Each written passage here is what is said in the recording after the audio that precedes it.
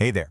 Let's talk about something I'm sure we've all felt. That feeling of being trapped on a mental merry-go-round, just analyzing the same thought over and over again. Well, today we're going to dig into why just understanding your overthinking isn't always enough to make it stop. It's one of the most maddening things, right? You have that aha moment. You finally get it. You see the pattern. You understand why you do it. And yet, a few hours later, there it is again, keeping you up at night. And it can make you feel like you've completely failed at being self-aware. You know, there's actually a name for this. It's called the knowing-doing gap. And it's that really frustrating space between knowing something in your head and actually feeling that change, that relief, in your body and mind.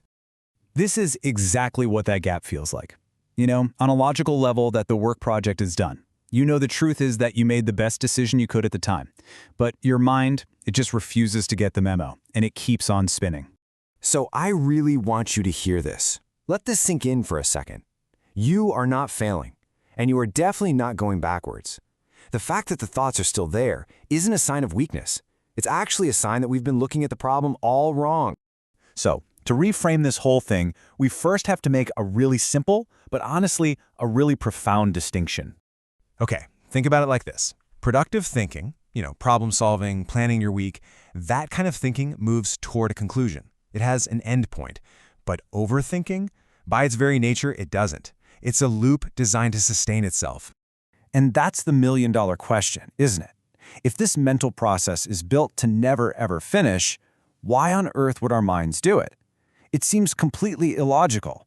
Unless, of course, it was never a logic problem to begin with. And this brings us right to the heart of it all. This is the big shift in perspective. We have to stop seeing overthinking as some kind of personal flaw and start seeing it for what it actually is, a response. Oh man, how many times have you told yourself this? I'm just being so dramatic, or I'm blowing this way out of proportion. Well, right now, let's just agree to throw that whole theory right out the window. Here it is. This is the real reason. The mental engine keeps running because, to your mind, hitting the brakes feels dangerous. It's on high alert, constantly scanning for threats, and it truly believes that endless analysis is the only thing keeping you safe.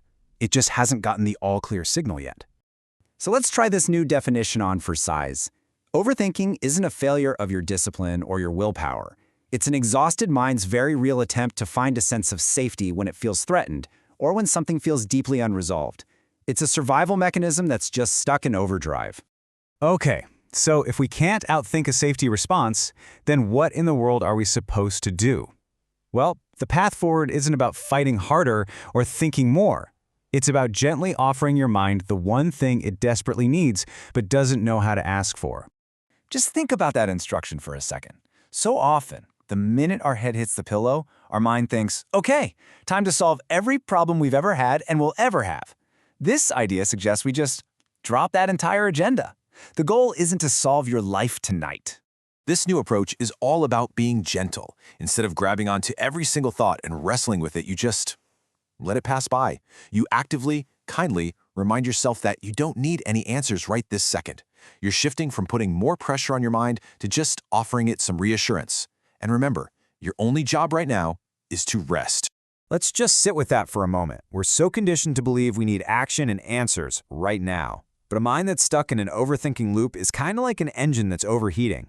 You don't fix it by revving it higher. You turn it off and you let it cool down. Your mind needs rest so much more than it needs one more answer.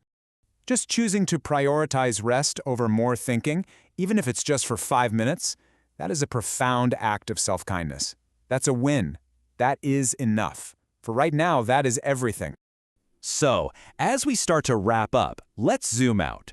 How does this practice of gentle reassurance actually lead to lasting change? This is the key to all of it.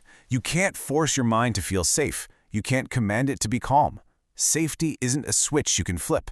It's something that you build piece by piece with every single moment you choose reassurance over pressure. It's a gentle construction project. And here is the thing I really want you to take away today. There is no deadline you have to meet. Finding peace isn't a race. By giving your mind the gift of rest and reassurance, you are slowly, gently teaching it that it's finally safe enough to quiet down. Life is yours, and you are absolutely allowed to take your time.